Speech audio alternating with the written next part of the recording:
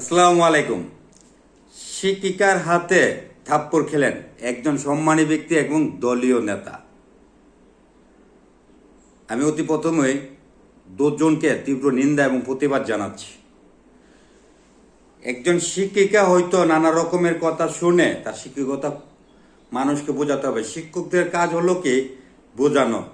হয়তো যদি এনে কলেজ স্কুল ম্যানেজমেন্ট আছে, কমিটি আছে, সে যে নেতাটা যেটা শুনতে পেলাম সে নাকি বিএনপির নেতা, হয়তো এক হাতে মহিলাটা মোবাইল করছেন আর এক হাতে এই পুরুষটাকে থাপ্পড় মেরেছে। পুরুষ নির্যাতনটা কেউ প্রতিবাদ করে না।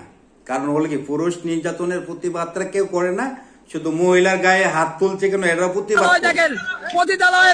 মহিলারা সবার চরিত্র ভালো কিনা এটা তো দেখতে হবে। এখানে আগে পরে কি হয়েছে সেটা জানি না। যদি পুরুষটা অপরাধ করে থাকে, সে আবার দলীয় নেতা, তাকে কিন্তু বিচারের আওতায় আনতে পারতো। এখানে বসে আলোচনার মাধ্যমে হয়তোবা একটা সমাধান হবে। প্রিন্সিপাল আছে অথবা আরো হেডমাস্টার আছে, এখানে সামাজিক লোক আছেন, হয়তো তারা আলোচনার মাধ্যমে কিন্তু এই পরিবেশটা সমাধান করতে পারতো। মহিলা এত বড় সাহস কোথায় পেল যে একটি দলীয় নেতাকে গালে থাপ্পড় মারবে?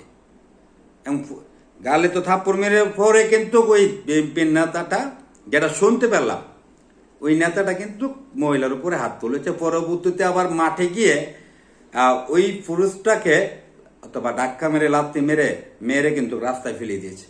এত বড় সাহস কোথায় থেকে পেল ওই মহিলাটা? বেয়াদব মহিলা। এই ধরনের মহিলারা যদি ধৈর্য সহ্য না থাকে, তাদেরকে শিক্ষা প্রতিষ্ঠান থেকে বহিষ্কার দাবি জানাচ্ছি। হ্যাঁ, মহিলাকে অত্যুক্ত কথা বলেছে অথবা মেনে নিলাম মহিলাকে খারাপ কথা বলেছে। এখানে তো স্কুল কলেজ ম্যানেজমেন্ট এবং কমিউনিটি আছে, তাদের কাছে জানালে আমাকে অথবা দলীয় নেতারা এই ধরনের উত্তুক্ত অথবা বিভিন্ন ধরনের কথা বলছে, তারা কিন্তু একটা বিচারের আওতায় আনতে পারতো। উপরে মহলে জানালে এটা বিচার হতো, সে যেই দলেরই হোক না কেন। তো এই যে আজকে এখানে প্রিন্সিপালের সামনে মহিলাটা গিয়ে তাকে এক হাতে মোবাইল ধরে আর এক হাতে চটকানা মারাটা আমি খুব তীব্র নিন্দা এবং প্রতিবাদ জানাচ্ছি। এই মহিলা এত বড় স্পর্ধা কোথায় পেল?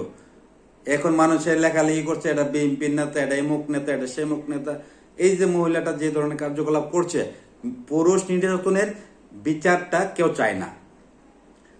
প্রতিনিয়ত পুরুষ নির্যাতন হয়। আজকে যদি এই পুরুষটা আগে শটকানা দিত মহিলাটাকে, সারা বাংলাদেশে আলোড়ন সৃষ্টি হয়ে যেত।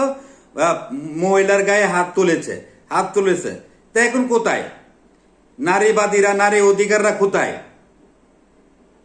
এখন যে ওই যে পুরুষটার উপরে আগে হাত তুলেছে, হ্যাঁ, সে খারাপ ব্যবহার করে থাকে, এটা তো আলোচনার মাধ্যমে সমাধান হবে। কে বলেছে মহিলাকে এত বড় স্পর্ধা? কে দিয়েছে তাকে এত বড় স্পর্ধা একটা এতগুলো মানুষের সামনে এই পুরুষের গালে থাপ্পড় মারার জন্য? আমি তীব্র নিন্দা প্রতিবাদ জানাচ্ছি এবং যদি এটা সঠিক তদন্ত করে, যারই অপরাধ হোক, আইন প্রশাসন যেন এই দুজনকে আইনের আওতায় আনার জন্য। আর মহিলার অপরাধ যদি হয়ে থাকে আগে পরে, এই মহিলাকে এই চাকরির থেকে বহিষ্কারের দাবি জানাচ্ছি। সারা নেট দুনিয়া ভাইরাল হয়ে গেছে, পুরুষ নির্যাতন প্রতি জায়গায় জায়গায় হচ্ছে। যদি আজকে পুরুষটা হাত তুলতো তাহলে কিন্তু দর্শন করেছে, দর্শনের শিকার হয়েছে অথবা এপিজেনের শিকার হয়েছে, এই নেট দুনিয়া ভাইরাল হয়ে যেত। আমি তীব্র নিন্দা এবং প্রতিবাদ জানাচ্ছি।